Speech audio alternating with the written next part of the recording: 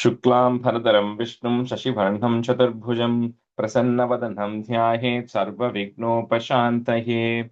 ॐ सहना भवतु, सहनौ भुनक्तु, सह वीर्यं करभावहै, तेजस्विनावधीतमस्तु मा विद्विषावहै। ॐ शान्तिः।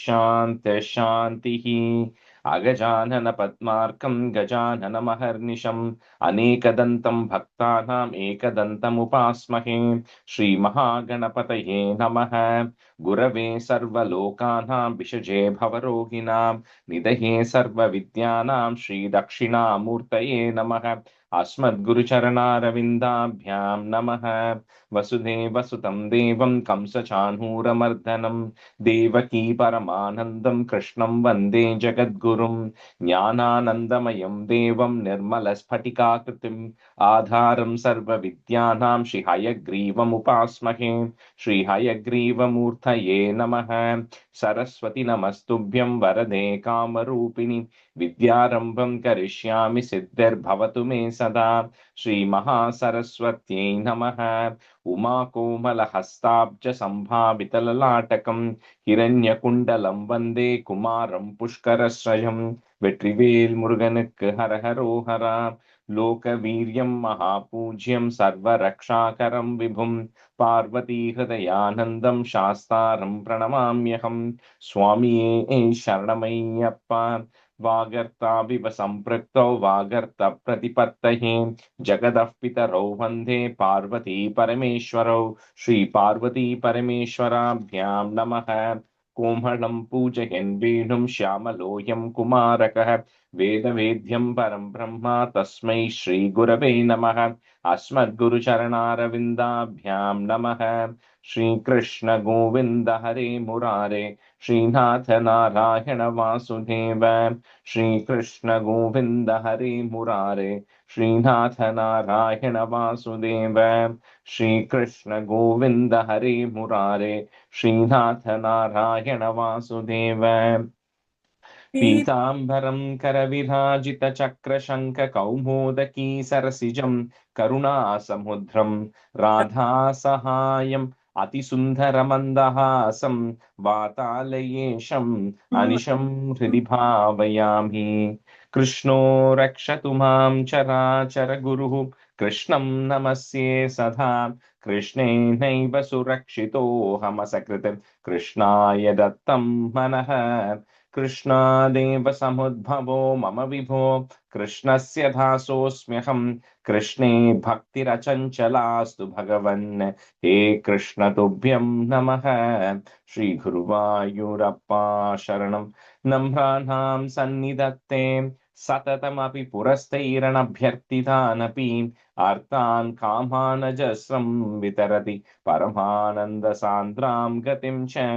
इत्थं निःशेषलभ्यो निरवधिकफलः पारिजातो हरे त्वं क्षुद्रं तं शक्रवाटी द्रुममभिलषति व्यर्थमर्त्यव्रजोऽयम्। श्रीगुरुवायूरप्पा शरणं। श्रीभट्टपादम् अनिशं हृदि भावयामि। वंशी विभूषितकरात् नवनीरदाभात् पीताम्बरात् अरुणबिम्बफलादरोष्टात् पूर्णेन्दुसुन्दरमुखात् अरविन्दनेत्रात् कृष्णात् परं किमपि तत्त्वमहं न जाने. കൈരണ്ടും കൂപ്പി ഞാൻ വീണ്ടുമീറക്കുന്നു നിരജലോചന നിന്നോടായി. ഏതീനോ മഞ്ഞനെ കുമ്പിടേണ്ടാത്തോറും രീതിയിൽ നീ എന്നെ പാലിക്കനായി. കൃഷ്ണ ഹരേ ജയ കൃഷ്ണ ഹരേ ജയ കൃഷ്ണ ഹരേ ജയ കൃഷ്ണ ഹരേ. Good morning, everyone. Okay, we'll do a review of 91. Shailaja, Praveen, and Lalita Murli, can you do 5-5? Sure.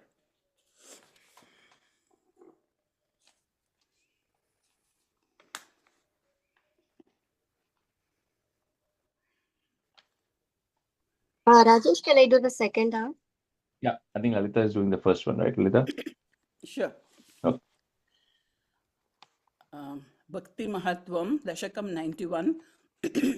Shri Krishna त्वत्पदो वासनमभयतमं बद्धमिद्यार्थदृष्टेः मर्त्यस्यार्थस्य मन्ये व्यपसरति भयं येन सर्वात्मनैव यत्तावत् त्वत्प्रणीतानि ह भजन विधीन् आस्थितो मोहमार्गे धावन्नव्याव्रताक्षस्खलति न कुहचित् देवाखिलात्मन् भूमन् कायेन वाचा मुहुरपि मनसा त्वत्फलप्रेरितात्मा यद्यद्गुर्वे समस्तं ददिह परतरे त्वय्यसावर्पयामि जात्यापि ह्यश्वभाक्कः त्वयि निहितमनः कर्म वागिन्द्रियार्थ प्राणो विश्वं प्राणो विश्वं पुनीते न तु विमुखमनास्त्वत्पदात् विप्रवर्यः भीतिर्नाम त्विदीयात् भवति ननु मह्कल्पितं च द्वितीयं तेनैक्याभ्यासशीलो हृदयमिह यथाशक्ति बुद्धया निन्द्याम. சாரி, அந்த டியூன் போயிட்டு அது அந்த வேர்டு வந்து புத்தியா, அது நீங்க புத்தயா யூ ஆட் an extra இது சிலபுலங்க. யதா சக்தி புத்தியா निन्द्याम माया विद्धेतु तस्मिन् पुनरपि न तथा भाति मायाधिनाथं तं त्वां भक्त्या महत्या सततमनुभजन् ईश भीतिं विजह्याम्. भक्तेरुत्पत्तिवृद्धि तव चरणजुषां सङ्गमेनैव पुंसाम् आसाद्ये पुण्यभाजां श्रिय इव जगति श्रीमतां सङ्गमेन तत्सङ्गो देवभूयान् मम खलु सततं तन्मुखादुन्मिषद्भिः त्वन्माहात्म्यप्रकारैर्भवति च सुदृढा भक्तिरुद्धूतपापा श्रेयो मार्गेषु भक्तावधिक बहुमतिर्जन्म कर्माणि भूयो गायञ्चेमानि नामान्यपि तदुभयतः प्रधृतात्मा उद्यद्धासः कदाचित् कुहचितभिरुदन् क्वापि गर्जन् प्रकायन् उन्मादीव प्रणृत्यन् अयि कुरु करुणां लोकबाह्यस्य श्रेयम्.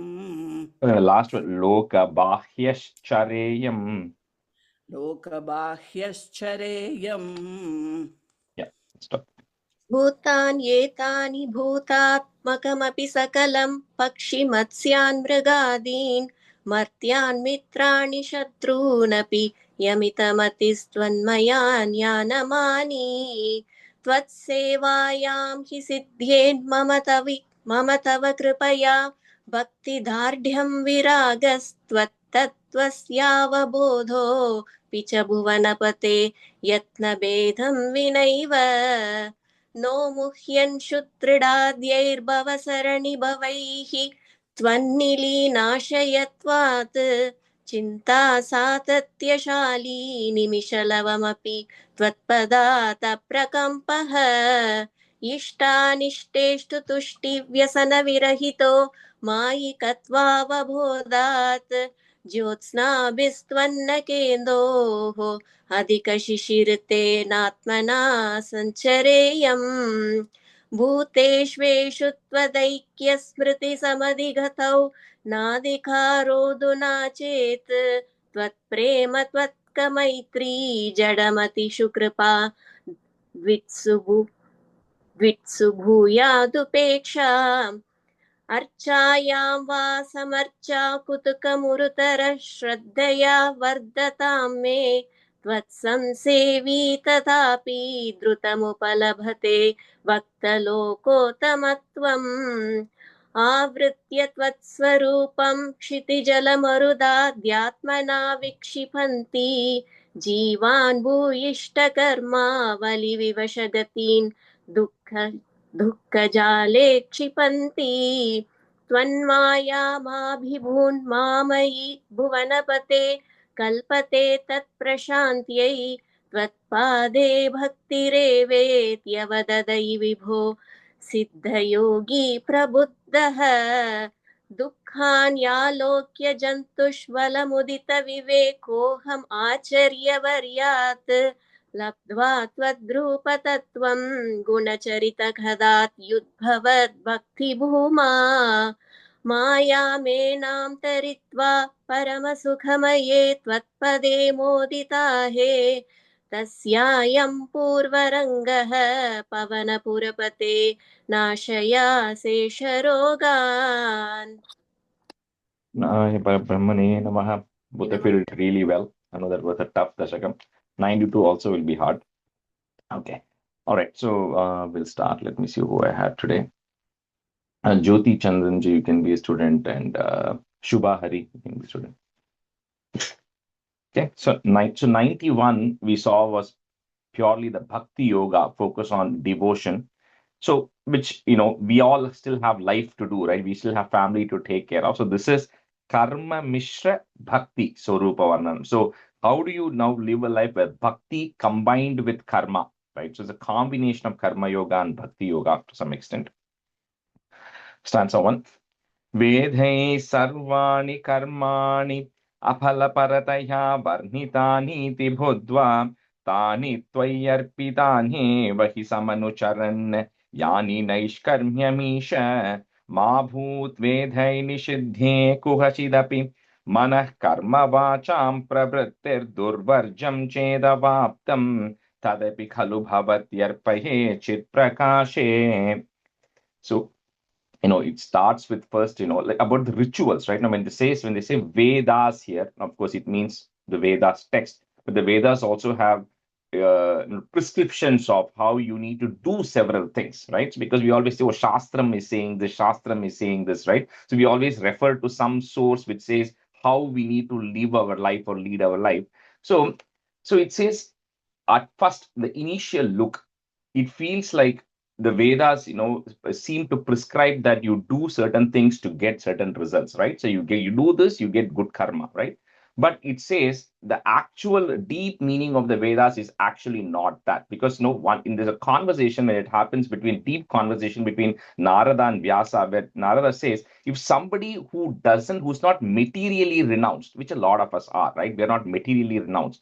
When somebody like that is literally trying to interpret what Vedas are telling, it might seem like a simple if then else, for people who are in software to say, if you do this, you get this benefit. If you don't do this, you get this power. But if you do this power, here is a pariharam to be able to do it, right? It seems to spin around that.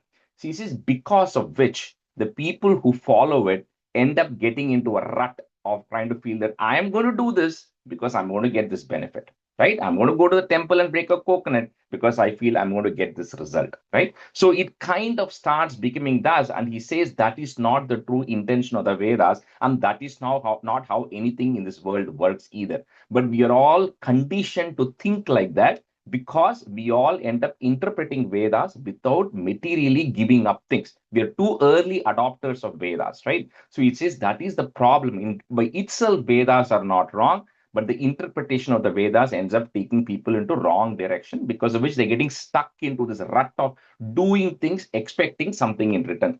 So he says the best way to start the Vedas are when you are materially renounced. You don't want anything in return. You don't have any attachments to anything. Then you do the Vedas because it tells you what is the right way to do things without expecting it. That's what it initially starts off by describing the misinterpretation of the Vedas that is there. But he again comes as, but we also have duties to do. He says, but because of this, the way please guide me, Guru Arpa, bless me, is that I will accept these things and not add additional karma, because like we spoke last time, that is the biggest thing, So he says that the way I want to go execute all of these things is not even by mistake, right? Whether whatever I'm doing through mana, karma, vacham. So whatever I'm doing through all of these things, right? I will surrender it to you. And even if I make mistakes in following what the rules of the Vedas are, even by mistake, please let me not get affected by it, because my intention is to always surrender things to you. Because by surrendering things to you all the time, even if I do something wrong, it is not going to affect me, right? There's no going to be negative impact of that. So that is how he's starting off by saying that at the end of the day, net, what he's saying is, whatever we are doing, always remember whether it's right or wrong, whether if you don't know if it's right or wrong, but if you do it with the right intent and you always surrender to Bhagavan with the true intent of the result, then you should be fine, even if you end up making some mistakes along the way. So, Vedai Sarvani Karmani. So, if you have a nya there, in and a ya, that becomes a ni there, Karmani, comma. Next word will start with the a. Aphala Parataya Varnitaniti Budva, comma.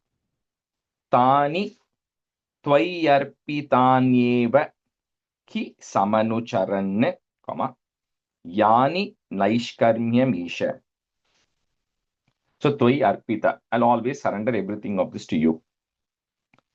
Vedhai Sarvani Karmani Aphala Parataya Varnitaniti Budhva Tani Tvai Arpitani Vahi Samanucharan Yani Naishkarmyamisha.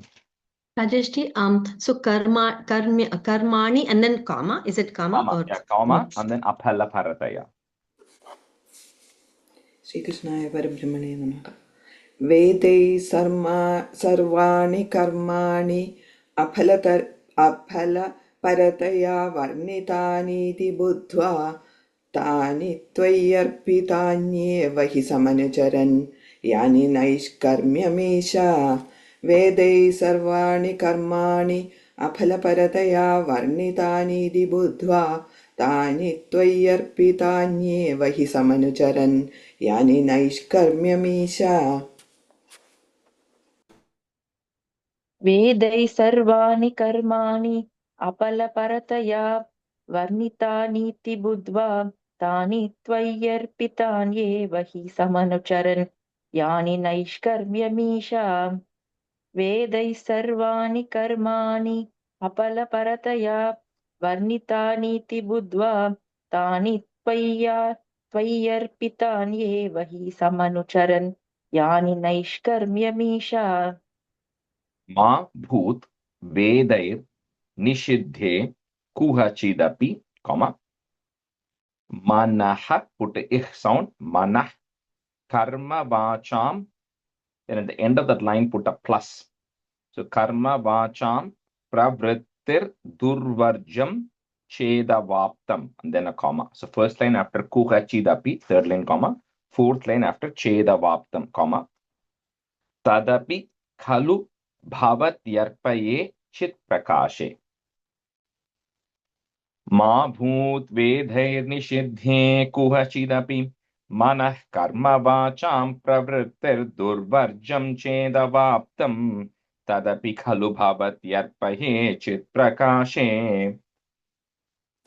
There is no comma after karma vaja, right? No. The manah karma vacham pravrittir durvarjam chedavaptam. Continuous. Okay.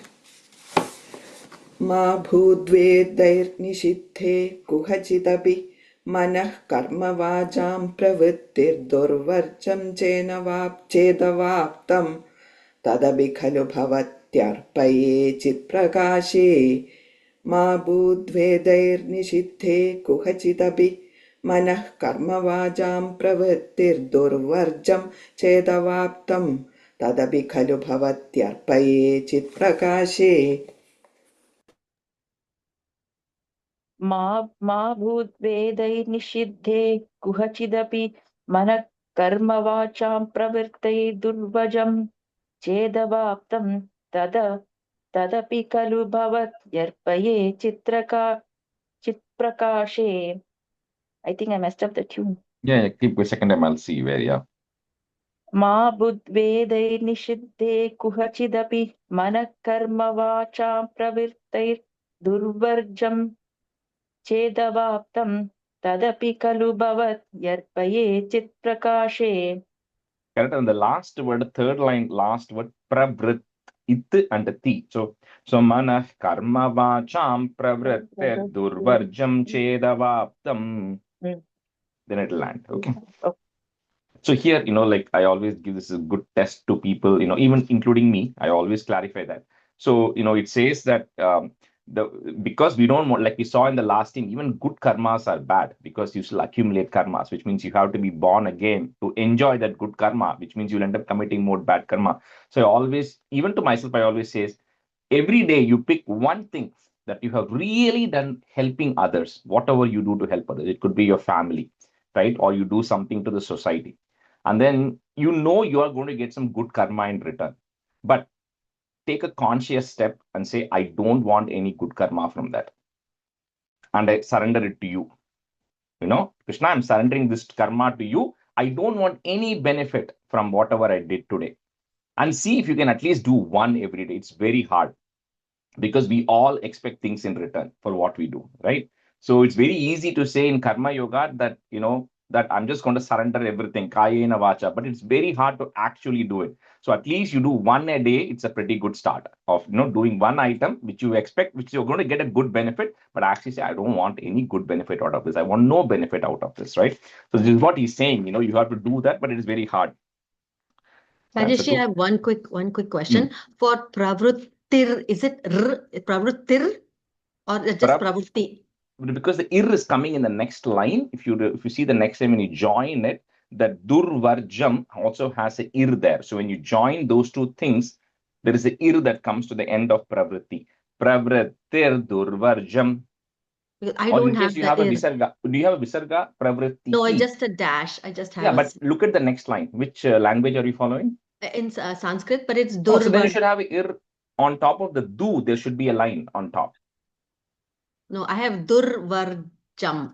Yeah, there should be 3 lines on top of it. Okay, then you probably have this some mistake in the Okay. text. Okay. Okay, thank So you. there are 3 irs which are coming there. The first one will go to the pravritti. Okay, Okay. thank you. Answer 2.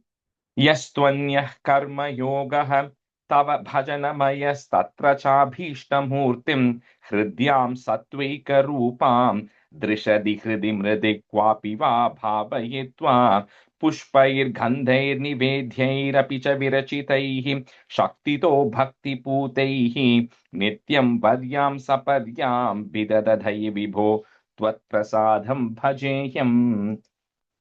So that was karma yoga. Now, besides karma yoga, he says also this agama form of worship where you actually worship Bhagavan with the bhakti margam, but with a particular image, right? With a particular image or a stone or whatever that may be, right? So in that, it says the general description of this, and this all comes from, like I said, a lot of this is there in Bhagavad Gita also, but in Uddhava Gita also, where Krishna says that you can worship any form of the deity that you like. It doesn't have to be Krishna. You can worship anybody for that matter, right? But because we cannot imagine a formless shape to meditate on or to fall in love with for Bhagavan, you just pick any god or goddess that you like. That could be made of stone, it could be made of clay, it could be made of any material. It doesn't matter what the material it is made of. You then offer it pushpaihi, gandhaihi, nivedhyahi. You offer it whatever you are capable of offering. There's no hard and fast rule. We are on this auspicious day of Shivaratri, right? So the person who did that offering to Shiva on that day put Vilvam. Why? Because he was sitting on a Vilvam tree. If he was sitting on some other tree, he would have put that some other leaf, right? So all these things are equal because every single one of those are made by Bhagavan. And even when Narada goes and instructs Dhruva in Dhruva Charitram also, he tells Dhruva, you make whatever you can make with clay, with mud, with sticks, with the bark of a tree. You can offer anything you want to Bhagavan as long as you're offering with devotion. Because Dhruva is in the forest. He's not going to get everything. So he says, if you get fruits, you offer fruits. If you get leaves, you offer that leaves to Bhagavan, or you offer toyam, or you offer water. It is still equally important, right? So that's what he's saying. There's a second form of worship. If you cannot follow karma yoga, is this agama form of worship where you take a sattvic, a form of Bhagavan or Bhagavati Devi, whatever you want, in any shape, any form, in any structure, offer it whatever you can, but do it with pure devotion and do it with pure bhakti. And with that, please bless me, Guru Arpa. At least let me seek your grace. Let me get your blessings, at least through that margam. Yes, twanyaha, put a ich sound. Yes, twanyah karma yogaha, that is goes away, visarga comma, tava bhajanamayas tatra chabhishta murtim, comma, hridyam satvaika rupam, comma, drishadi hridi mridi kwapi va bhavayitva. Yastvanyah karma yogah tava bhajanamayastatra chabhishtamurtim hridyam satvaika rupam drishadi hridi mridi kwapi va bhavayitva. यस्त्वन्यः कर्मयोगः तव भजनमयस्तत्र चाभीष्टमूर्तिं हृद्यां सत्त्वैकरूपां दृशति हृदि मृदि क्वापि वा भावयित्वा यस्त्वन्यः कर्मयोगः तव भजनमयस्तत्र चाभीष्टमूर्तिं हृद्यां सत्त्वैकरूपां दृशति हृदि मृदि क्वापि वा भावयित्वा यस्त्वन्यः कर्मयोगः तव भजनमयस्तत्र चाभीष्टमूर्तिं हृद्यां सत्त्वैकरूपां दृशति हृदि मृदि क्वापि वा भावयित्वा यस्त्वन्यः कर्मयोगः तव भजनमयस्तत्र चाभीष्टमूर्तिं हृद्यां सत्त्वैकरूपां दृशति हृदि मृदि क्वापि वा भावयित्वा पुष्पैर् गन्धैर् निवेद्यैरपि च विरचितैः, comma, shaktito bhakti putaihi, visarga comma. Next line, that ir goes away. Nityam varyam saparyam vidhadhai vibho, comma, tvat prasadam bhajeyam. Prasadam, blessings. I'll get your blessings through this. पुष्पैर्गन्धैर्निवेद्यैरपि च विरचितैः शक्तितो भक्तिपूतैः नित्यं वर्यां सपर्यां विदधदै विभो त्वत्प्रसादं भजेयम्. पुष्पैर्गन्धैर्निवेदैरपि च विरचितैः शक्तिदो भक्तिपूतैः नित्यं वर्यां सपर्यां विदधदै विभो तत्प्रसादं भजेयम्. पुष्पैर्गन्धैर्निवेदैरपि च विरचितैः शक्तिदो भक्तिपूतैः नित्यं वर्यां सपर्यां विदधदै विभो तत्प्रसादं भजेयम्. पुष्पैर्गन्धैर्निवेद्यैरपि च विरचितैः शक्तितो भक्तिपूतैः नित्यं वर्यां सपर्यां विदधदै विभो त्वत्प्रसादं भजेयम्. पुष्पैर्गन्धैर्निवेद्यैरपि च विरचितैः शक्तितो भक्तिपूतैः नित्यं वर्यां सपर्यां विदधदै विभो त्वत्प्रसादं भजेयम्. Answer 3. स्त्रीशूद्रास्त्वत्कथादिश्रवणविरहिताः आसतां ते दयार्हाः त्वत्पादासन्नयातान् द्विजकुलजनुषो हन्त शोचाम्यशान्तान् वृत्त्यर्थं ते यजन्तो बहुकथितमपि त्वामनाकर्णयन्तो दृप्ता विद्याभिजात्यैः किमु न भिदधते तादृशं मा कृताम्. So, but when he wrote it, or when from the olden days, it says Stri and Shudras, the women and the people who are the lower caste. At that time, he said they are unfortunate because they cannot hear Tvat Katha. They do not have the opportunities to hear about those things because all of this knowledge was accessible only to a few people, right? The Brahmanas and the learned, only some people had access to it, which I always say is the exact reverse right now.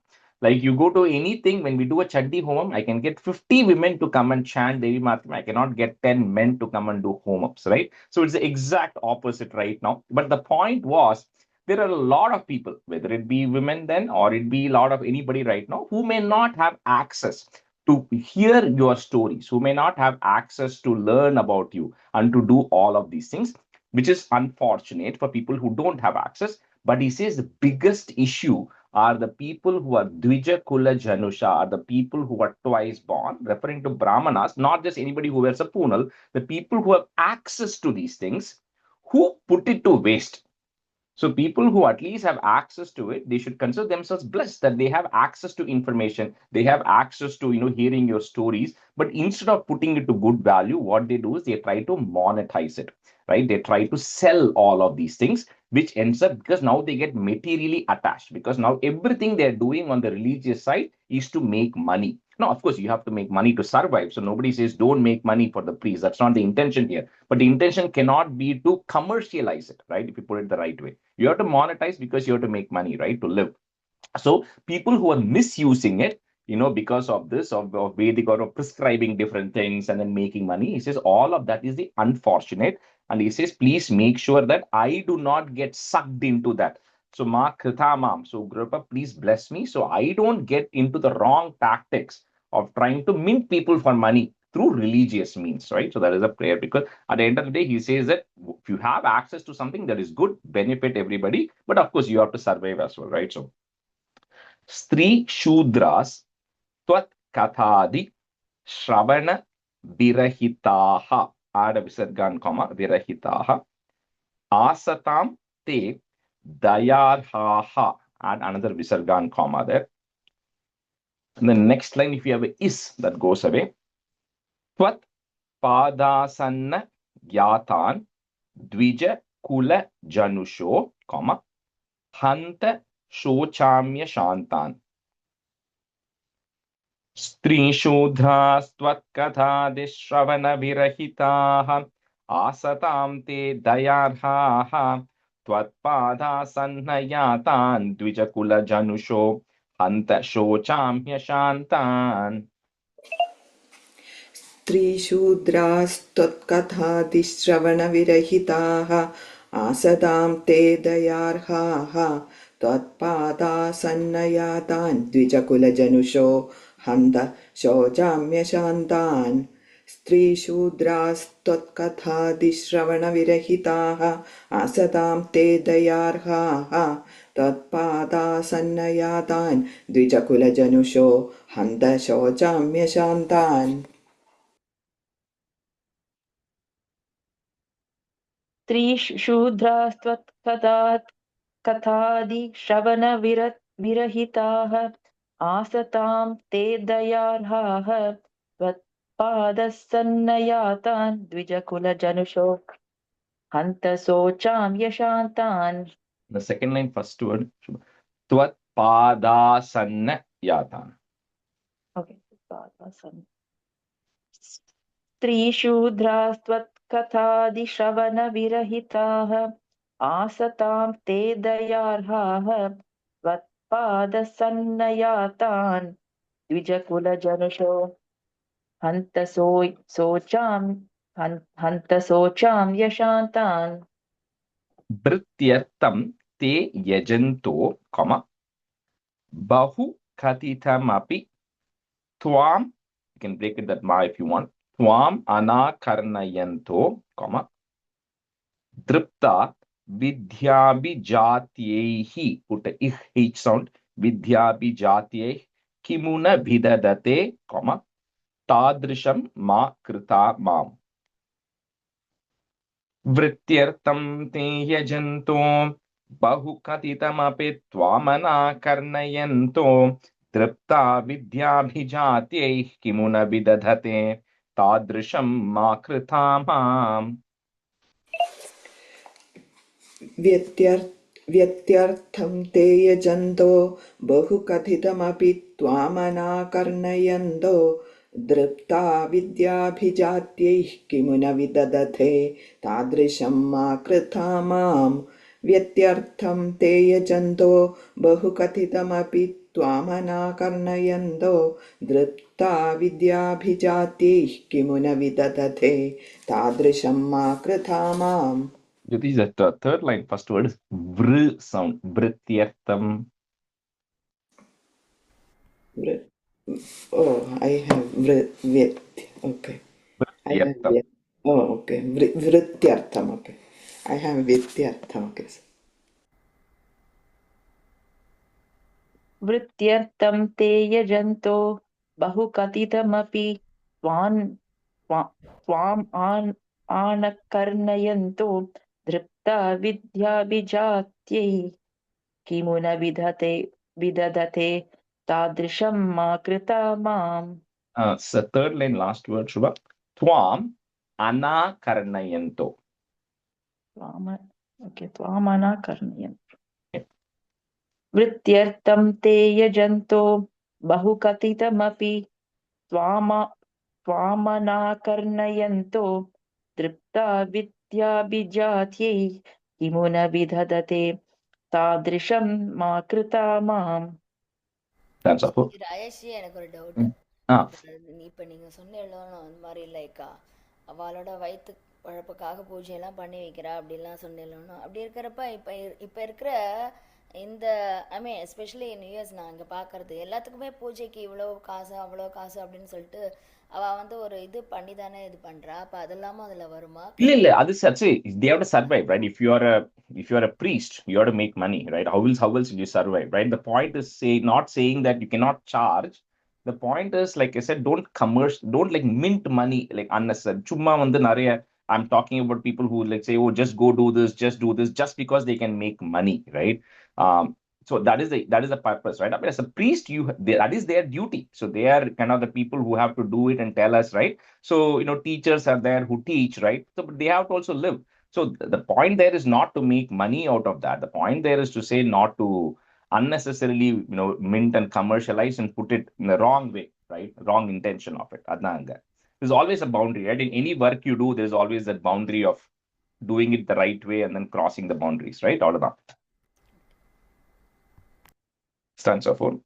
पापोह्यं कृष्णरामेत्यभिलपति निजं गूहितुं दुश्चरित्रं निर्लज्जस्यास्य वाचात् बहुतरकथनीयानि मे विघ्नितानि भ्राता मे वन्द्यशीलो भजति किल सदा विष्णुमित्तं बुधांस्ते निन्दन्त्युच्चैर्हसन्ति त्वयि निहितमतीन् तादृशं मा कृता माम्. Although this was told by Krishna 5,000 years back, it still applies here. So he says there will always be people in this world who are not devoted to you, right? There are people who are devoted to you, who are doing certain things, and there are always going to be people who are not devoted to you, which is okay. But there will always be people who will make comments saying that literally it says the person is saying Krishna Rama, he says all these things because he's trying to hide all the bad deeds that he's actually doing. That's why he's saying Krishna and Rama. Behind the scenes, he's actually a very bad person. People will make comments, right? And they say, because because of what this person does, I cannot tell bad things to him because people think he's a good person, because he says Krishna Rama, so I cannot reveal all this. People may make such comments, including Bhrata me Vandyashilo. Your own siblings might say that my brother is a hypocrite. He just gives all this false appearance of always bhajati sada. He just gives this false appearance of saying he's always worshipping Vishnu, but and all the people may make such comments. But he says the true devotee is one who just sticks to doing what you think is right for Bhagavan. His prayer here is, please, number one, make sure I don't become like them. I don't become like those people who ridicule and criticize other devotees, number one. And two, if somebody does that to me, I do not react, which is very important, right? That is That I Maya. don't. That is Maya. Maya, it's our choice, it's our will. Like people can comment what you want, right? But it is our responsibility or our duty to say you should not react, because that's the thing, because then it's not going to go in the right way. So he says, please don't make me judgmental like all those people, or when they criticize us, because the best thing that it says in Krishna also says several times, is saying that for your devotees, people who are devotees of the Bhagavan, go worship those devotees because they are the greatest, because Bhagavan is a servant of his devotees. So you have to go worship all those devotees. People who are not devotees, you don't have to ridicule them, so you just let it be, right? You don't have to condemn them, you don't have to ridicule and do all of this, because there's no one way, right? Anybody can follow there. Anyway, there's just a prayer here saying, please make sure I don't become like them, and please give me the strength to be compassionate to people who are ridiculing me. So papoyam Krishna Rametyabhilapati, comma, Nijam Guhitum Dushcharitram, comma, Nirlajjasyasya Vacha, comma, Bahutara Kathaniyani Me Vignitani. Papohyam Krishna Rametyabhilapati Nijam Guhitum Dushcharitram Nirlajjasyasya Vacha Bahutara Kathaniyani Me Vignitani. पापोऽयं कृष्णरामेत्यभिलपति निजं गुहितुं दुश्चरित्रं नल्लज्जस्यास्य वाचा बहुतरकथनीयानि मे विघ्नितानि First पापोऽयं word, Nirlajjasyasya. निर्लज्जस्य right? Okay. पापोऽयं कृष्णरामेत्यभिलपति निजं गुहितुं दुश्चरित्रं निर्लज्जस्यास्य वाचा बहुतरकथनीयानि मे विघ्नितानि पापोऽयं कृष्णरामेत्यभिलपति निजं गूहितुं दुश्चरित्रं निर्लज्जस्यास्य वाचा कथनीयानि मे विघ्नितानि पापोऽयं कृष्णरामेत्यभिलपति निजं गूहितुं दुश्चरित्रं निर्लज्जस्यास्य वाचा कथनीयानि मे विघ्नितानि Bhata me Vandyashilo Bhajati Kila Sada, comma, Vishnumittam Budhamste, comma, Nindantyuchair Hasanti Twai Nihita Matin. So the is that is there, you put a in. Matin, comma, Tadrisham Ma Kritamam. So they'll hasanti, people will laugh at you, people will ridicule you, or people will comment or laugh, doesn't matter. It talks about the various ways. Bhrata me bandyashilo bhajati kila sadha Vishnumittam budhamste nindantyuchair hasanti tvai nihitamatin tadrusham ma kritamam. भ्राता मे वन्ध्यशीलो भजति किल सदा विष्णुमित्थं बुधांस्ते निन्दन्त्युच्चैर्हसन्ति त्वयि निहितमतीन् तादृशं मा कृथा माम् भ्राता मे वन्ध्यशीलो भजति किल सदा विष्णुमित्थं बुधांस्ते निन्दन्त्युच्चैर्हसन्ति त्वयि निहितमतीन् तादृशं मा कृथा माम् भ्राता मे वन्द्यशीलो भजति किल सदा विष्णुमित्तं बुधांस्ते निन्द्यन्तुच्चैर्हसन्ति त्वयि निहितमतीन् तादृशं मा कृता माम् भ्राता मे वन्द्यशीलो भजति किल सदा विष्णुमित्तं बुधांस्ते निन्द्यन्त्युच्चैर्हसन्ति त्वयि निहितमतीन् तादृशं मा कृता माम् Shubha, on the fourth line, first word, Nindantyuchair. Oh, okay. Yeah, I think I was saying Nindyant. Nindantyuchair. Nindantyuchair, yeah. Okay. Starts off, right? Shvetachayam krite tvam munivara vapusham prinayante tapobihi tretayam sruksruvadhyam kitamarunatanum yajna rupam yajante sevante tantra margaihi vilasadarigatam dvapare shyamalangam neelam sankirtanadhyeriha kalisamaye manushastvam bhajante. Talks about how the same Bhagavan is being worshipped through the various yugas, right? In first starting with the Satya Yuga. So in the Satya Yuga, he says, you are Shweta Chayam. You are in the white form, right? And you have 4 arms, and you have this Munivara Vapusham. You have the form of a rishi.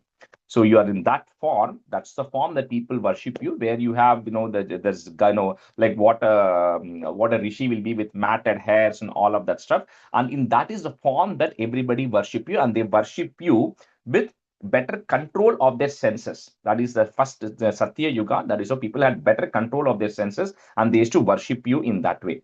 Then when it comes to the Treta Yuga, So he says your complexion was red in color, and then you had, the worshipping was through yajna margam, through performing of yajnas in the Treta Yuga. That's where a lot of yajna used to happen, and then they used to worship you with sruk sru. Sruk is the sruk is the one ladle which you used to put ghee into the oven. So they used to worship you through those means, through the Vedic margam and through the yajna margam. And then in the Dwapara Yuga, your complexion was that of a dark blue complexion or light blue complexion in Dwapara Yuga. And in that light blue, they just like the appearance of Krishna in Dwapara Yuga. And people then worship you with Veda and Tantra Marga through the various other means of worshipping. However, in the Kali Samaye, in the Kali Yuga, your complexion is that of a dark blue complexion. And the best way to worship, and there's going to be a couple of stanzas of this Kali Yuga worship. He says the best way to worship you is through Sankirtanadhyehi, through chanting and singing the names of Bhagavan. So that is the way people worship you. So how the worship has evolved, from better meditation. That's why when we talk about all those old prachetas and everything in long time back, they meditate for thousands of years. Nobody does that anymore, right? We don't have a lifespan. So they used to worship you through meditation and better control of their senses. Then it shifted into more performing homams, a lot more. And then it went into chanting of the Vedas and the rituals that was there during Dwapara Yuga. And in Kali Yuga, the primary mode of worship is through Sankirtanadhyehi, through singing and dancing and other forms of worship of the Lord through these means. Shweta Chayam Krite Tvam Munivara Vapusham, Prinayante Tapobihi, put a visarga, comma. Next line is goes away. Tretayam Sruk Sruvadhyankitam, breaking at that ma. Sruk Sruvadhyankitam Arunatanum Yajna Rupam Yajante. Second line is continuous. Shweta Chayam Krite Tvam Munivara Vapusham Prinayante Tapobihi Tretayam Sruk Sruvadhyankitam Arunatanum Yajna Rupam Yajante. श्वेतच्छायं कृते त्वां मुनिवरवपुषं प्रीणयन्ते तपोभिः त्रेतायां सृक्सुवाद्यङ्गितमरुणतनुं यज्ञरूपं यजन्ते श्वेतच्छायं कृते त्वां मुनिवरवपुषं प्रीणयन्ते तपोभिः त्रेतायां सृक्सुवाद्यङ्गितमरुणतनुं यज्ञरूपं यजन्ते श्वेतच्छायां कृते त्वां मुनिवरवपुषं प्रीणयन्ते तपोभिः त्रेतायां अरुणतनुं यज्ञरूपं यजन्ते. Shubhan, the first word, Shweta Chayam. I heard a ya sound, just yam. Okay. Oh. श्वेतच्छायं कृते त्वां मुनिवरवपुषं प्रीणयन्ते तपोभिः त्रेतायां शुक्षुवाद्यन्कितमरुणतनुं यज्ञरूपं यजन्ते. Sevante Tantra Margaihi, Visarga, comma. Next on that V, there is a ir that goes away. Vilasadari Gadam Dwapare Shyamalangam, comma. Neelam Sankirtanadhyairiha Kalisamaye, comma. Manushas Tvam Bhajante. Sevante Tantramargaihi Vilasadarigatam Dwapare Shyamalangam Neelam Sankirtanadhyairiha Kalisamaye Manushastvam Bhajante. सेवन्ते तन्त्रमार्गैः विलसदरिगदं द्वापरे श्यामलाङ्गं नीलं सङ्कीर्तनाद्यैरिह कलिसमये मानुषास्त्वां भजन्ते सेवन्ते तन्त्रमार्गैः विलसदरिगदं द्वापरे श्यामलाङ्गं नीलं सङ्कीर्तनाद्यैरिह कलिसमये मानुषास्त्वां भजन्ते सेवन्ते तत्र मार्गैः विलसदरि गदं द्वापरे श्यामलाङ्गं नीलं सङ्कीर्तनाद्यैरिह कलिशमये मानुषास्त्वां भजन्ते सेवन्ते तन्त्रमार्गैः विलसदरि गदं द्वापरे श्यामलाङ्गं नीलं सङ्कीर्तनाद्यैरिह कलिशमये मानुषास्त्वां भजन्ते. Yeah, we'll switch halfway. Amitaji, you can be a student, and Padmaja, you can be a student. Stanza 6. सोऽयं कालेय कालो जयति मुररिपो यत्र सङ्कीर्तनाध्यैः निर्यत्नैरेव मार्गैरखिलद न चिरात् त्वत्प्रसादं भजन्ते जातास्त्रेता कृता धावपिः किल कलौ सम्भवं कामयन्ते दैवात् तत्रैव जातान् विषयविषरसैर्माभिभो वञ्चयास्मान्. Next few stanzas is going to kind of click more into this Kali, the era of Kali. So he says, may this Kali Yuga be Vijaya, to victorious, hail to Kali Yuga. He says, because it's only in Kali Yuga, he says, by simply chanting your names and talking about your Leela and talking about your glories, your blessings can be attained very easily. He says there are a lot of people who, people, rishis and everyone who understand all these 4 yugas. They are the ones who truly appreciate the value of Kali Yuga, because they say in all those other yugas, people who are born in Treta Yuga, Dwapara Yuga, etc., they say, I wish I was born in Kali Yuga. Because in Kali Yuga, you don't have to perform the severe penances and do, like, if you remember some of those examples, we did Prachina Barihishat, who did thousands of yajnas in his lifetime, right? So he was doing. There are people who meditated for thousands of years. Nobody has to do that in Kali Yuga. She said it's very easy. Bhagavan is easily accessible in Kali Yuga because you can chant the names of the Bhagavan, right? Through, that's why Vishnu Sahasranam is so powerful, because it's a thousand names. It's a very powerful thing, and the advantage of that is there is no rule as to when you can chant, where you can chant, and how you can tell the name of Bhagavan. You can say it anywhere you want.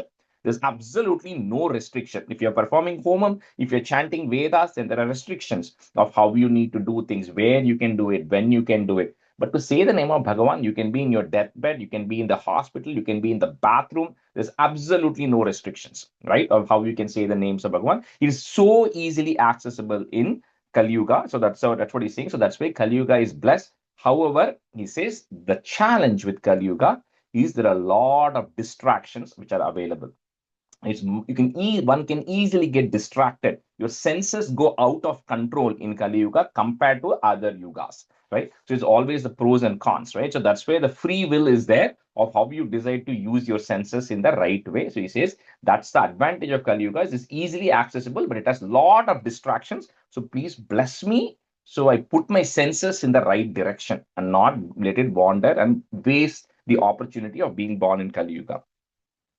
Soyam Kaleya Kalo Jayati Muraripo, Yatra Sankirtanadhyehi. So put a visargan, Sankirtanadhyehi. Next line, there is a ir on the knee that goes away. Niryat Naireva Marghair Akhilada, Na Chirat Tvat Prasadam Bhajante. सोह्यं कालेय कालो जयति मुररिपो यत्र संकीर्तनाधीः निर्यत्नैरेव मार्गैरखिलद न चिरात् त्वत्प्रसादं भजन्ते. सोऽयं कालेय कालो जयति मुरारिपो यत्र सङ्कीर्तनात्यैः निर्यत्नैरेव मार्गैरखिलद न चिरात् त्वत्प्रसादं भजन्ते. सोऽयं कालेय कालो जयति मुरारिपो यत्र सङ्कीर्तनात्यैः निर्यत्नैरेव मार्गैरखिलद न चिरात् त्वत्प्रसादं प्रसादं भजन्ते. First line, Jayati Murari or Muraripo? Muraripo. सोऽयं कालेय कालो जयति मुररिपो यत्र सङ्कीर्तनाद्यैः निर्यत्नैरेव मार्गैरखिलधनचिरात् त्वत्प्रसादं भजन्ते. Then I go to second line. After that, akhiladha, there is a comma, and then nachirad. Okay. सोऽयं कालेय कालो जयति मुररिपो यत्र सङ्कीर्तनाद्यैः निर्यत्नैरेव मार्गैरखिलद न चिरात् त्वत्प्रसादं भजन्ते. Second line, first word, niryatnaireva. निर्यत्नैरेव. Correct, yes. Yeah, thank you. Jatas, treta, kritadavapi, hi kilakalau, comma, sambhavam kamayante, comma, daivat tatraiva jatan, comma, vishaya visha rasair ma vibho vanchayasman. जातास्त्रेता कृताधावपि हि किल कलौ संभवं कामयन्ते दैवात् तत्रैव जातान् विषय विशरसैर्मा विभो वञ्चयास्मान्. Rajesh, one quick question. Jatas, Treta, Kruta, Dau. Okay, then do you have api after that? Yeah. Yes. Okay, so that au and a, the kritau, kritadau and api becomes kritadavapi. Okay, just a sandhi. So kritadavapi hi kilakalau. So we have to say it as davapi. Davapi, correct, yeah. And the au and a, when it comes, it becomes a va. So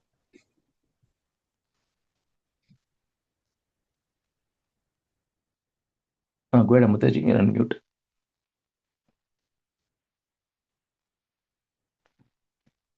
Amutaji, in mute lirkel.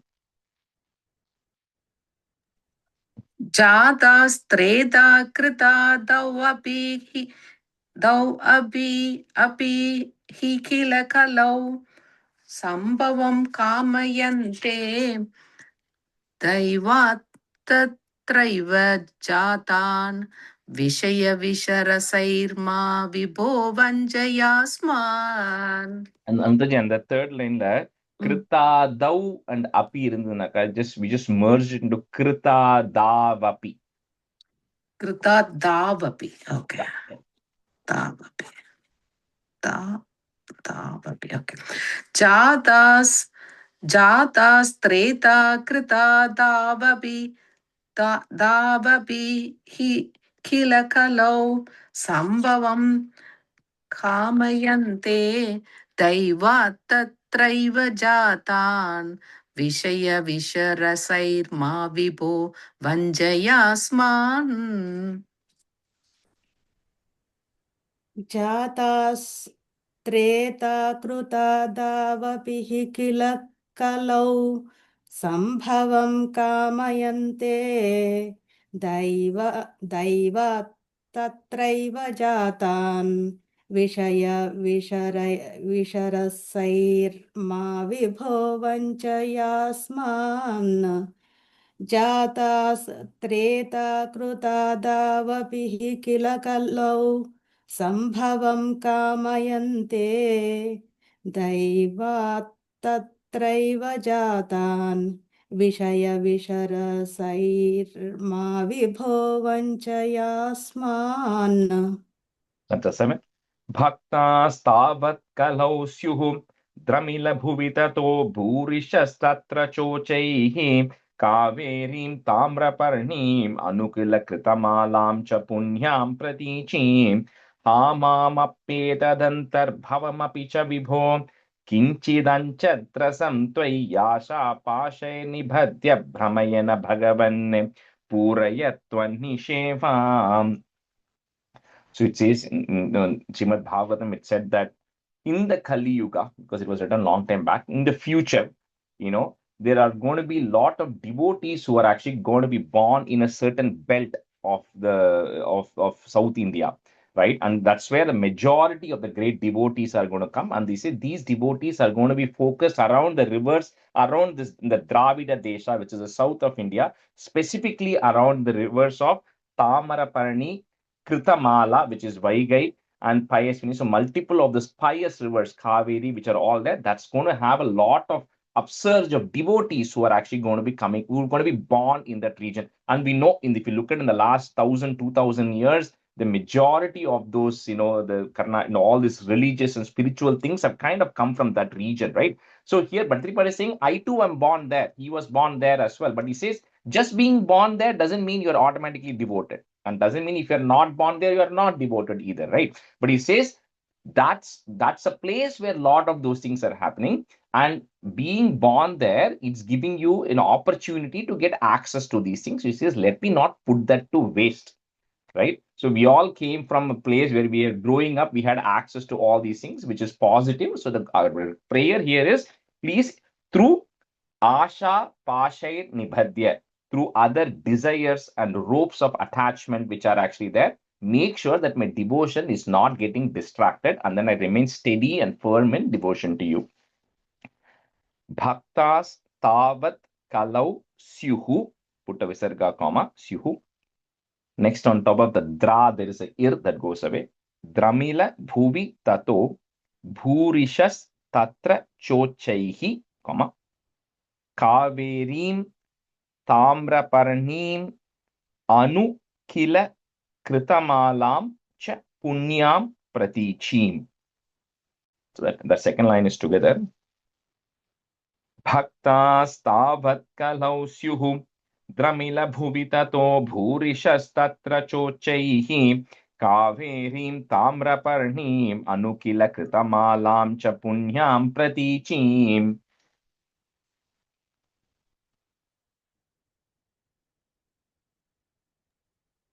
Bhaktastavat kalausyuhi tiramila bhuvi tado bhurishastatra chochaihi kaverim tamraparnim anukila kritamalam cha punyam pratichim. Amutaji, in the first line, kalau syuhu, and then dramila. Yeah, and then dramila bhuvi.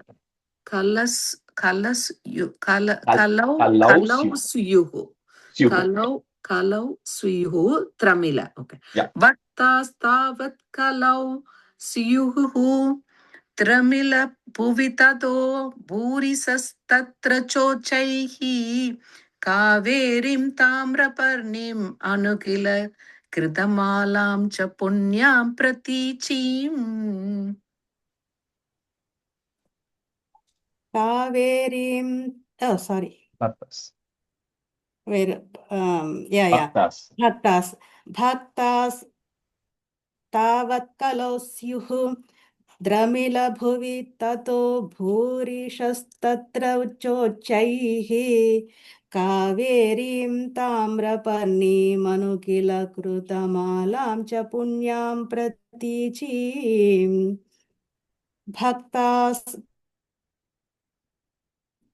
Bhaktas tavat kalau syuhu dramila bhuvi tato bhurishastatra chochaihi kaverim tamraparni manukila krutamalam cha punyam pratichim. Ha mam apyetadhantar bhavamapi cha vibho, comma. Kinchit, I'm breaking at the da, it and a. Kinchit anchadrasam, then put a plus at the end of that line. Kinchit anchadrasam tvayasha pashair nibhadya bhramaya na bhagavan, comma, puraya tvannishevam. So the third line after bhavamapicha vibho, there is a comma. Then the whole thing comes together till bhramayana bhagavan, comma, puraya tvannishevam. Hamamapetadantarbhavamapicha vibho किञ्चिदञ्चद्रसं त्वय्याशापाशैर्निबध्य भ्रमयन भगवन् पूरयत्वन्निषेवाम्. कामाम् अप्येततन्त तन्त अर्पवमपि च विभो किञ्चित् अञ्जत्रसं त्वय्याश पाशैर्निबध्य भ्रमयन भगवन् पूरय त्वन्निवेश वाम्. त्वन्निषेवाम्. Last word. त्वन्निषेवाम्. பூரய த்வன் நிவே எனக்கு வந்து நிஷேவாம்னு வருது ஆனா இங்க வந்து நிஷேவாம் தான். त्वन्निषेवाम्. ஓகே. பூரய பூரய த்வன் நிஷேவாம் காமாம் அப்யேதத் தந்த் अर्पवमपि च विभो किञ्चित् अञ्जत्रसं त्वय्याशापाशैर्निबध्य भ्रमयन भगवन् पूरय त्वन्निषेवाम्.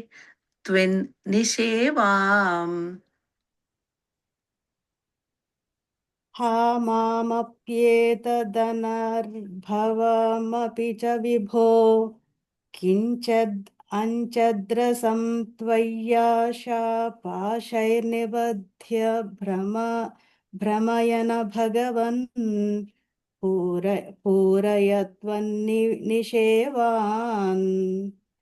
हा मामप्येतदनर्भवमपि One second. Hamam apyetadantarbhavamapi. हा मामेप्यतदनर्भवमपि च विभो किञ्चद् अञ्चद्रसं त्वय्याशापशैर्निबध्य भ्रमयन भगवन् पूरय त्वन्निषेवान्. Look at that third line again, that first word, right? Ha, mam, im, okay. Up, mam, im, apyetadhantar.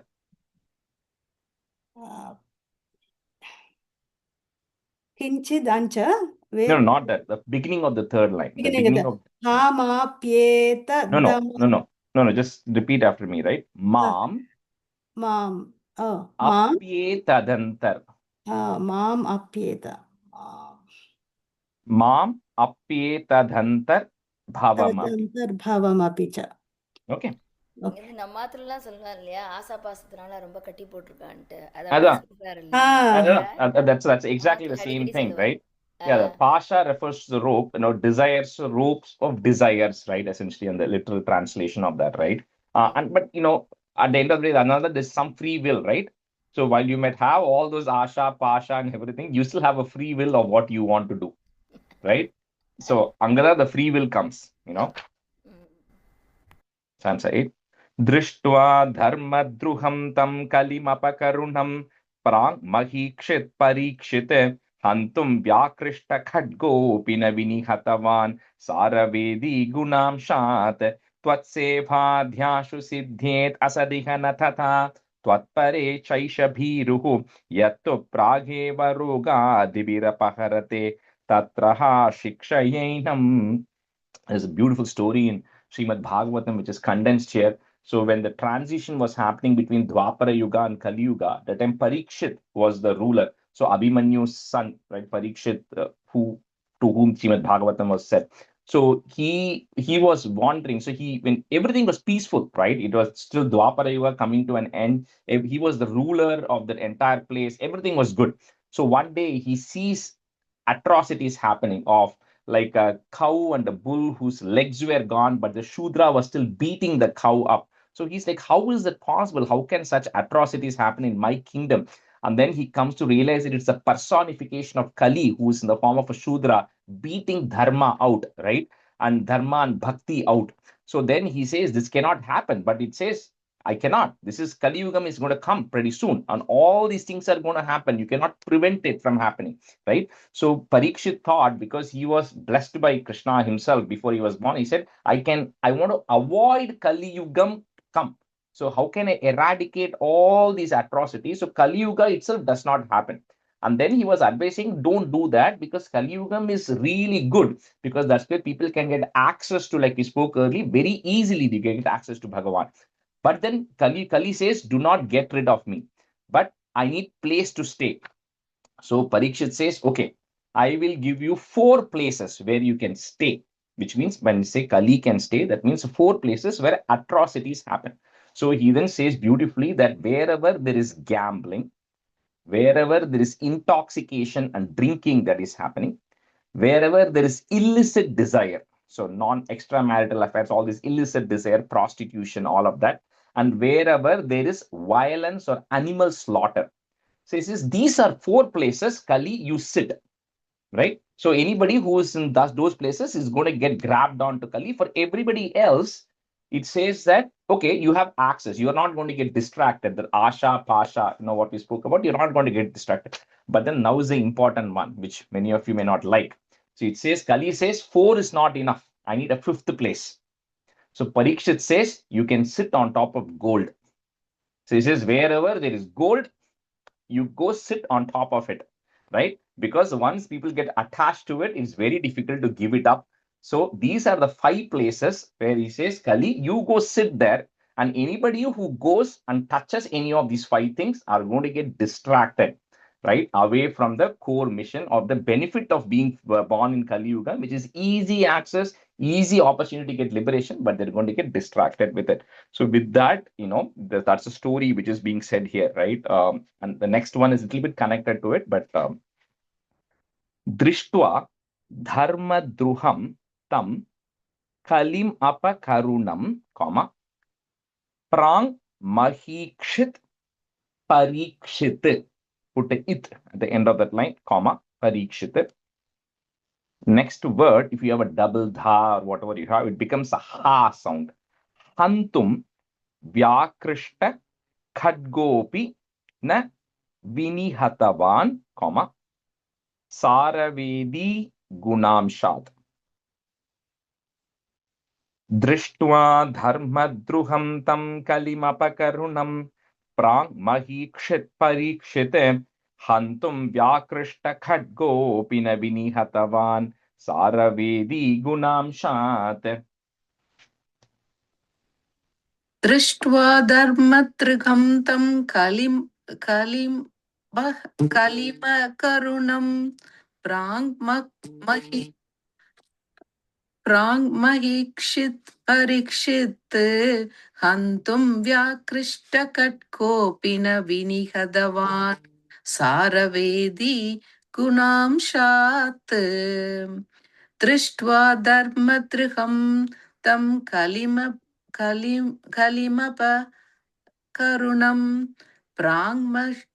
प्राङ्महीक्षित् Parikshit हन्तुं व्याकृष्टकट्कोऽपि न विहितवान् सारवेदी गुणांशात्. The first line, like kalim apakarunam, kalim apakarunam. Kalim apakarunam. दृष्ट्वा धर्मद्रुहं तं कलिमपकरुणं प्रान्महीक्षित्परीक्षेत् हन्तुं व्याकृष्टखड्गोऽपि न विनिहतवान् सारवेदी गुणांशात् दृष्ट्वा धर्मद्रुहं तं कलिमपकरुणं प्रान्महीक्षित्परीक्षेत् हन्तुं व्याकृष्टखड्गोऽपि न विनिहतवान् सारवेदी गुणांशात्. Tvat sevadhyashu siddhyet. So I'm just breaking at the da, it and a. Siddhyet asadiha na tatha, Tvatpare chaisha bhiruhu, visarga, Next word, yattu, the ir goes away. Yattu prageva roga dhibira paharate. One word, roga dhibira paharate, tatra ha shiksha yainam. Tvatsevadhyashu siddhyet asadiha natatha त्वत्परे चैष भीरुः यत्तु प्रागेव रोगाधिभिरपहरते तत्र हा शिक्षयैनम्.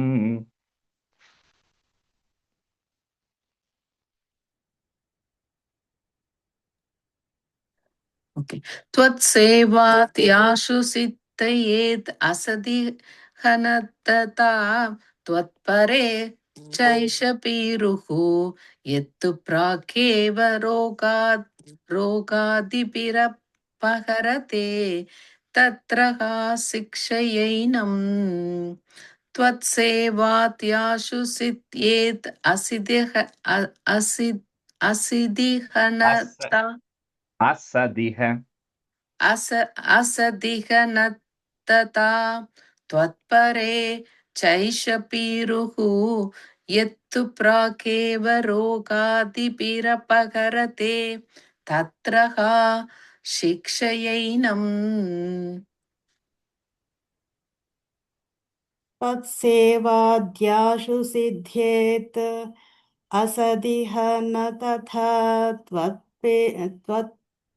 त्वत्परे चैषभिरुः यत्तु प्रागेव रोगादिभिरपहरते. Is comma is there? Yeah, after paharate, dibira paharate. Bharate तत्र शिक्षयैनम्. त्वत्सेवाद्याशु सिद्ध्येत् असदिह न तथा त्वत्परे चैष भीरुः यत्तु प्रागेव रोगादिभिरपहरते तत्र हा शिक्षयैनम्. So nine. Ganga Gita cha Gayatri cha Tulasika Gopika Chandhanam tate Salagrama Bhipuja Parapurusha tatai Kadashi Nama Varnaha Yetan Yashtapya Yatnanyapi Kalisamaye Twatprasada Prabhrudya Kshepram Mukti Pradhani Tyabidhadurishayah Teshu Mam Sajjayetaha. And the previous stanza, I said 5 things you need to stay away from, right? So, okay, gave you the 5 things you have to stay away from. Then you have to give something you need to attach yourself to as well. So he says in the Kali Yuga, when you're doing your regular karmas, he says there are 8 things you have to attach yourself to, which you should do. Okay, 8 of them are listed there. First is Ganga. So going and taking bath in the Ganges. Second is Gita. So chanting or learning or saying Bhagavad Gita. 3 is Gayatri, the Gayatri mantra. 4 is worshipping with Tulasi, Tulasika. 5 is Gopika Chandanam, that is a special type of sandalwood. So worshipping and praying with that special, I don't know details of that. That is number 5. 6 is Salagramavi Puja, worshipping the Saligramam. This is number 6. 7. Parapurusha Tatai Kadashi, Ekadashi, observing fast on Ekadashi. So I'll wait for the 8th. So when I said this in one class, there was one friend of mine who was learning, and she said, Rajesh, I have not been to Ganges. I have not learned Bhagavad Gita. I'm female. I don't chant the Gayatri mantra. In the USA, we don't have access to Tulasi leaves. I don't know where I can get Gopika Chandanam. I don't worship Saligramam either. And Ekadashi, I don't have a fast either. So what is my option? He says there's an 8th option, which is Nama Varnaha. So saying the names of Bhagavan. He says these are the 8 things you can attach yourself to. Could be any combination of these 8 things, or just one thing is also okay. Attaching to these 8 things is Etani Ashta. These 8 things, if you can attach yourself to in Kali Samaye, during the Kali Yuga, then Twat Prasadam, your the blessings of Bhagavan can be easily obtained through any of these 8 things. This is what people have said. So please bless me. So all of this, most of the chapters are prayer. So please bless me so that I have access to these 8 things, or at least some combination of this, right? And make me completely devoted to you. Ganga, Gita, cha Gayatriyapi, cha Tulasika, comma, Gopika, Chandanam, Tat, comma, Salagramaabhi Puja, comma, Parapurusha तथैकादशी नाम वर्णाः गङ्गा गीता च गायत्र्यपि च तुलसिका गोपिका चन्दनं तत् सालग्रामाभिपूजा परपुरुष तथैकादशी नाम वर्णाः गङ्गा गीता च गायत्यपि च तुलसिका गोपिका चन्दनं तत् सालग्रामादिपूजा पूजा परपुरुष तथैकादशी नाम वर्णा Ganga sorry, last on the second line, last part. तथैकादशी नाम वर्णाः तदै परपुरुष तथैकादशी नाम वर्णाः गङ्गा गीता च गायत्र्यपि च तुलसिका गोपिका चन्दनं तत् सालग्रामादिपूजा परपुरुष तथैकादशी नाम वर्णाः. On the word, try to say it together, Tathaikadashi, because it's Tatha Ekadashi. तदैकादशी Yeah.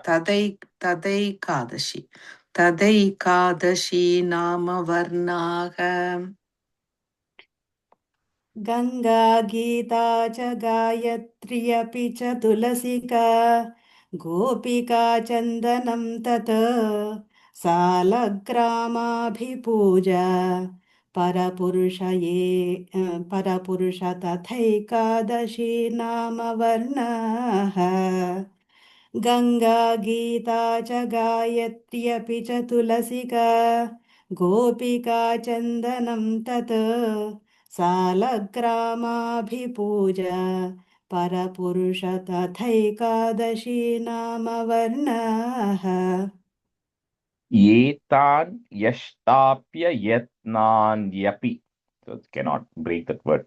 Etan yashtapya yatnanyapi, comma, Kali samaye tvat prasada pravridhya, comma, Kshipram mukti pradhanityabhidhadu. That word also is a long word, but the daduhu that you have, put a ir to join. Pradhanityabhidhadur rishayaha. Is goes away, visaraka, comma. Teshu mam sajjayetaha. Rajesh G என்னோட புக்கில் வந்து Yeah, Yatnan Yeyi. Yatnan Yeyi. Yeah, even I'm trying to remember. I think I changed it to Ya only. Because I have both in my books and I'm trying to remember which one I picked.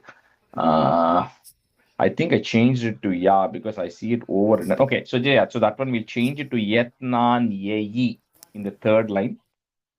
Just before Kali Samaye. Okay. Etan Yashtapya Yatnan Yeyi, comma, Kali Samaye. Thanks, Vinu.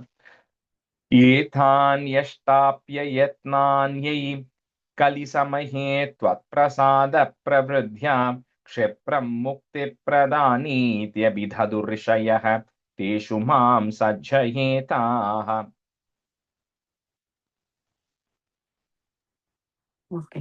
एतान्यष्टाप्य यत्नान्यै कलिसमये त्वत्प्रसादप्रवृत्त्या क्षिप्रं मुक्तिप्रदानीत्यभिददो ऋषयः तेषु मां सज्जयेताः.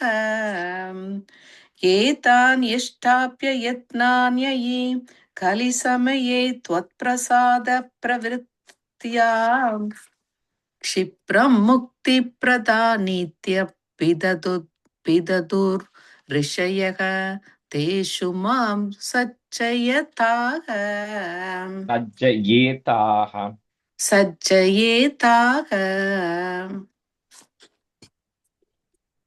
एतान्यष्टाप्य यत्नान्यै कलिसमये त्वत्प्रसादप्रवृद्धया क्षिप्रं मुक्तिप्रदानीत्यभिदुधुर्ऋषयः मां सज्जयेथाः तेषु मां सज्जयेता.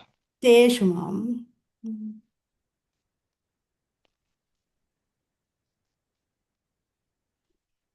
Yeah, go ahead. I think one more time, right?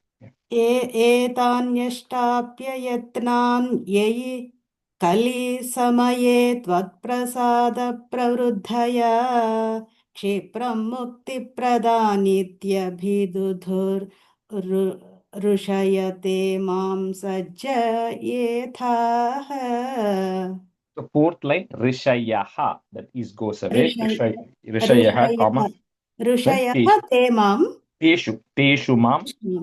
ऋषयः तेषु मां in my And then the third line, last word, ah. prabridya. I think you're saying prabridaya. It's a Yeah, easy. in my book, Prabridya. I saw, yeah. Prabridya. I All right, we'll quickly go through the 10th one. I'll say the meaning in the next class. Devarshinam pitrunam api na punaha. Put a ir. Punar rini kinkaro vasa bhumanne, comma. So that entire line is together. Yosau sarvatmana tvam sharanam upagataha. That is goes away. Visarga, comma. Sarvakrityani hitva. I'm going to just say one time. Okay. Devarshinam pitrunam apina punarni kinkaro vasa bhumanhe yosau sarvatmana tvam sharanam upagataha sarvakrityani hitva. देवर्षीणां पितॄणामभिन पुनरुणी किङ्करो वास भूमन् योऽसौ सर्वात्मना त्वां शरणमुपगतः सर्वकृत्यानि हित्वा देवर्षिणां पितॄणामपि न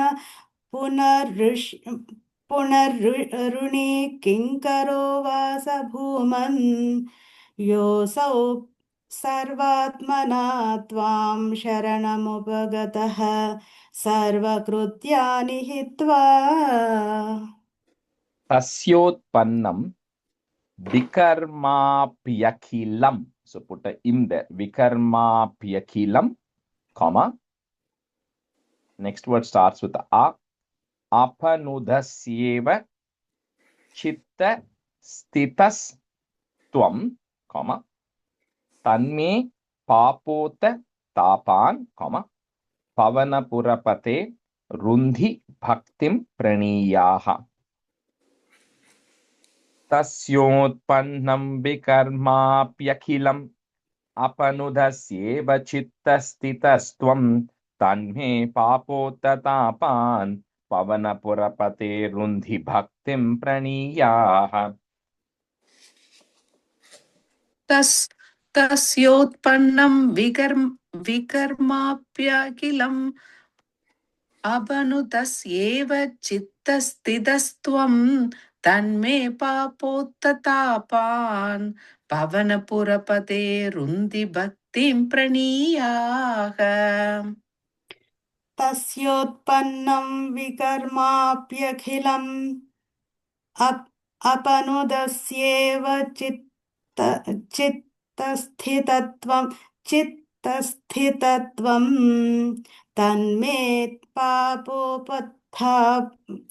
तन्मे पापोत्थतापान् पवनपुरपते रुन्धि भक्तिं प्रणीयाः. I did wrong, I know. No, sorry. That is the fourth line, first word. Tanme papotatapan. पापोत्थतापान् पवनपुरपते रुन्धि भक्तिं प्रणीयाः. Yeah. Krishnaya Parabrahmane Namaha. Sandhanandhavabodhatmakamanupamitam kaladeshavadibhyam nirmuktam nityamuktam nigamashatasahasrena nirbhasyamanam aspashtam drishtamatre punarurupurushartatmakam brahmatattvam tattavadbhati sakshat gurupavanapure hanta bhagyam jananam कायेन वाचा मनसेन्द्रियैर्वा बुद्ध्यात्मना वा प्रकृते स्वभावात् करोमि यद्यत् सकलं परस्मै नारायणायेति समर्पयामि. Thank you, everyone. Thank See you you. next week. Thank you, Rajesh ji. Bye, Thank you, everyone. Raj. Thank you, Rajesh. Shivratri. Bye, everyone.